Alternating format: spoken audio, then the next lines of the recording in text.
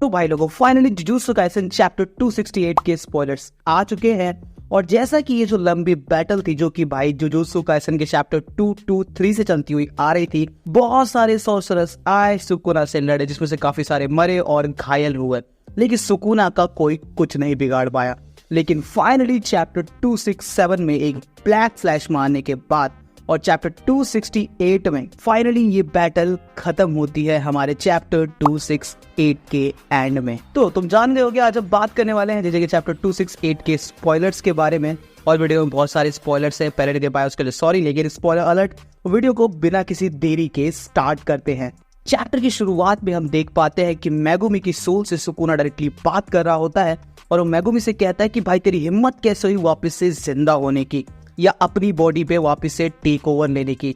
तूने अपने ही दोस्तों को मारा, अपनी ही बहन को मारा, और अब तू चाहता है एक अच्छी जिंदगी जीना और मेरी इस बॉडी पे टेक ओवर करना। और यहाँ तक कि सुकुना मेगुमी से ये भी कहता है कि तेरे को जिंदा रहने की अब कोई जरूरत नहीं है, क्योंकि ना ही तू अपने सपने पूरे कर पाएगा। यहाँ तक कि जब तेरे दोस्त ने तेरे से एक उम्मीद का हाथ बढ़ाया तेरी तरफ, तो तूने उस हाथ को भी नकार दिया है। तो अब तुझे कोई जरूरत नहीं है जीने की, तो अपनी बॉडी चुपचाप से मेरे पास ही रहने दे। अब आखिर सुकुना ऐसा क्यों कर रहा था? क्योंकि भाई मेगुमी भी अब पूरी ताकत लगा रहा था अपनी बॉडी पे टेक ओवर करने की, और उसके साथ साथ यूजी तो अपना धो ही रहा था सुकुना को बाहर से। मेगुमी और सुकुना के बीच में बिल्कुल डिसमेंटल मार रहा था, जिससे कि भाई मेगुमी वापस से अपनी बॉडी पे टेक ओवर ले सके। अब मेगुमी यहाँ पे सुकुना को कहता है कि तू आखिर इतना डेस्परेट क्यों हो रहा है, क्योंकि तेरी एक फिंगर बची है इसलिए। और मेगुमी ये तक कहता है सुकुना से कि यहाँ पे कोई ना कोई तरीका है जिसकी वजह से तू एक कर्स ने अपने आप को कन्वर्ट कर पाया। तो अगर यूजी किसी तरीके से तेरे को मेरी बॉडी से अलग कर दे तो एक सिर्फ कर्स बचेगा। इसका मतलब तू बच नहीं पाएगा और तू मर जाएगा, जिसकी वजह से ही तू इतना डेस्परेट हो रहा है। और यहाँ पे मेगुमी ये तक कहता है कि अगर तेरी 19 फिंगर को तबाह कर दिया जाए या वहां से तेरी सोल को खत्म कर दिया जाए, तो तेरी जो लास्ट फिंगर है 20 फिंगर, वो तेरी सारी सोल्स को कनेक्ट नहीं कर पाएगी। इट मीन्स कि तू मारा जाएगा। अब मेगुमी एक और बात कहता है सुकुना से कि हो सकता है कि अब मेरी लाइफ पहले जैसी ना हो पाए, हो सकता है कि मैं जो लाइफ जीना चाहता था मैं वो लाइफ ना जी पाऊं, लेकिन मैं दूसरों के लिए अब जीना फिर से शुरू कर सकता हूं और अपनी लाइफ को ठीक करने की कोशिश कर सकता हूं सिर्फ दूसरों के लिए। वापिस से हम आते हैं अपनी फाइट के अंदर, जहां पे हम देख पाते हैं कि भाई यूजी का डोमेन टूट रहा है, लेकिन उसके साथ साथ सुकुना की जो रिकार्नेटेड बॉडी है, यानी कि उसके 4 हैंड्स वाली जो बॉडी है, वो भी धीरे धीरे टूट रही थी, यानी कि खत्म हो रही थी। और हम अगले ही पैनल में देख पाते हैं कि सुकुना की बॉडी से एकदम चीर के भाई साहब अलग से, जिस तरीके से वेनम और टोबी मैगवायर को तुमने सीन देखा होगा, जहां से वेनम को भाई वो चीर के निकालता, कुछ उसी तरीके से अपना किंग ऑफ कर्सेस भाई मेगुमी की बॉडी से अलग हो रहा था। और तुम्हें याद होगा कि भाई यूजी ने खतरनाक ब्लैक फ्लैश मारा था, जिसकी वजह से सुकुना और मेगुमी दोनों की बॉडी अलग हो रही थी और लगभग अलग हो जाती है।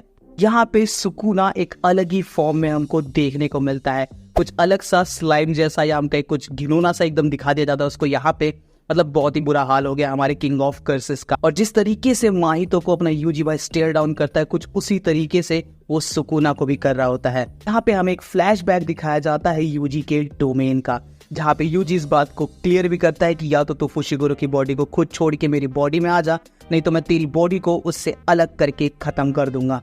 भाई लिटरली यहाँ पे यूजी वही बैडएस लाइन बोलता है जो कि उसने माहितो को बोली थी कि यू आर मी। यूजी यहाँ पे सुकुना का बचा हुआ पार्ट उठाता है जो कि धीरे धीरे धूल में बदल रहा था, और उससे कहता है कि हमें दूसरों के साथ जीना सीखना चाहिए, या एटलीस्ट दूसरों के लिए जीना सीखना चाहिए, और ना ही दूसरों को कर्ज करना चाहिए। और मैं तुझे अभी भी नहीं छोड़ूंगा, मैं तुझे इस हालत में भी एक्सेप्ट करने को राजी हूँ। यहाँ तक इस कंडीशन में भी भाई यूजी सुकुना को एक सेकंड चांस देना चाहता था, लेकिन सुकुना उस पर गुस्सा हो जाता है। वो कहता तू मुझे सेकंड चांस देगा, मैं एक कर्स हूँ, एक स्ट्रॉन्गेस्ट कर्स जो कि 1000 साल से जी रहा था। और इसके बाद एक इपिक सीन होता है। और हाँ, मैं इपिक इसलिए कह रहा हूँ क्योंकि भाई फाइनली हमें यहाँ पे हक्कारी और उराउमे की फाइट दिखाई जाती है। जी हाँ, मतलब पूरी फाइट नहीं, उसका कंक्लूजन दिखाया जाता है कि एंड में दोनों डिस्कस कर रहे होते हैं, जहाँ पे हक्कारी कहता है कि फाइनली अब सुकुना यहाँ पे खत्म हो चुका है, जहाँ पे उराउमे उससे कहती है कि तुम लकी हो कि तुम 1000 साल पहले नहीं जन्म लिया, जब सुकुना अपनी ओरिजिनल बॉडी में रहा करता था, क्योंकि उस टाइम उसको हराना इम्पॉसिबल था। और वो कहती है कि अब सुकुना हार चुके हैं तो मेरी भी हार यहाँ पे होती है, और वो भी वहाँ पे खत्म, यानी कि धूल बनने लगती है।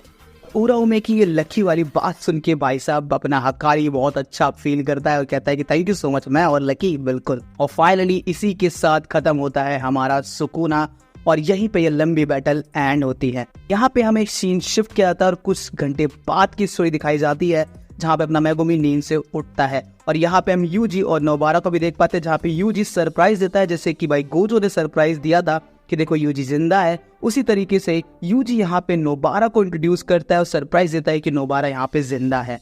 यहाँ पे नोबारा भी कहती है कि यार तुम्हें इस टाइम पे मुझे देख के रोना चाहिए क्योंकि तुम्हारी सबसे अच्छी दोस्त अभी जिंदा है। जहाँ पे यूजी कहता है कि हाँ, जब तूने सुकुना की फिंगर पे अटैक किया था और तेरा अटैक जब मुझे फील हुआ था तो मुझे थोड़ा सा रोना आया था, लेकिन मेगुमी को तो कुछ भी फील नहीं होता। इसका रीजन ये था क्योंकि भाई अपना मेगुमी सब कुछ जानता था, क्योंकि जब वो अटैक सुकुना की बॉडी पे हुआ था जो कि अपनी नोबारा ने किया था, वो भाई अपने मेगुमी को भी फील हुआ था, जिससे वो समझ गया था कि नोबारा अब भी जिंदा है। यहाँ पे बहुत अच्छा माहौल चल रहा होता है और अपनी एक हैप्पी एंडिंग आ चुकी होती है जहाँ पे यूजी अपना 2 लेटर्स निकालता है। तो गोजो ने यहाँ पे 2 लेटर्स लिखे हुए थे, एक नोबारा के लिए एक मेगुमी के लिए। तो नोबारा अपना लेटर लेती है, पहले तो मना कर देती है, लेकिन जैसे वो लेती है उसको क्रश कर देती है। तो यहाँ पे जब यूजी उससे पूछता है तो पता चलता है कि उसकी मदर के बारे में लिखा था कि गोजो ने उसकी मदर को ढूंढ लिया है, लेकिन नोबारा को अब इससे कोई फर्क नहीं पड़ता और वो अपनी मदर को नहीं ढूंढना चाहती थी। सेम अब मेगुमी का जो लेटर है वो जैसे खोलता है अपने लेटर को, भाई लेटर को देख के वो लिटरली हंसने लगता है, जिसके बाद यूजी और नोबारा दोनों ही क्यूरियस हो जाते हैं कि आखिर उसके लेटर में ऐसा क्या है कि वो देख के हंस रहा है। तो जब वो उसका लेटर पढ़ते हैं तो भाई वो हैरान हो जाते हैं क्योंकि गोजो ने उसमें लिखा हुआ था कि मैंने तेरे डैड को मार दिया है और उसको मैंने बरी कर दिया है। लिटरली भाई नीचे अपना उसने फेस भी बनाया हुआ होता है, जिसको पढ़ के मेगुमी हंस रहा होता है क्योंकि मेगुमी को अब इस चीज से कोई फर्क नहीं पड़ता है। इसके बाद फिर नोबारा रिप्लाई करती है कि चलो अब हमें माँ की सेम मिल के आना चाहिए। यहाँ पे नोबारा मेगुमी को भी चलने के लिए बोलती है और यूजी मेगुमी को बोलता है कि तुझे सबको सॉरी और थैंक यू बोलना है। अब यहाँ पे अपना मेगुमी थोड़ा सा कंफ्यूज हो जाता है क्योंकि यूता का कुछ अता पता नहीं था और क्या यूता अब भी जिंदा है या नहीं। यहाँ पे यूजी रिप्लाई करता है कि हमें यूता को बचाना पड़ेगा और हमें बाकी के भी सॉर्सरर्स दिखाए जाते हैं जो कि अभी यहाँ पे बच चुके हैं। अब तुम ये पैनल को ध्यान से देखो, मुझे कमेंट में बताओ कि कौन कौन से हमारे सॉर्सरर्स बच चुके हैं। यहाँ पे हम माकी को देख पाते हैं जो कि गुस्से में चिल्लाती कि यूटा बास्टर्ड, और बस यही चैप्टर खत्म हो जाता है जहाँ पे एडिटर कहता है कि क्या यूता सच में जिंदा है। बाकी तुम बताओ, तुम्हें क्या लगता है, क्या यूता सच में जिंदा है या वो नहीं है। बाकी अगले चैप्टर के साथ मिलेंगे जो कि चैप्टर 269 और अगले वीक ब्रेक भी है तो थोड़ा सा टाइम है अपने पास। बाकी नेक्स्ट वीडियो में लेके आने वाला बहुत जल्दी और ब्लैक क्लोवर के ऊपर, तो चैनल को सब्सक्राइब करके रखना।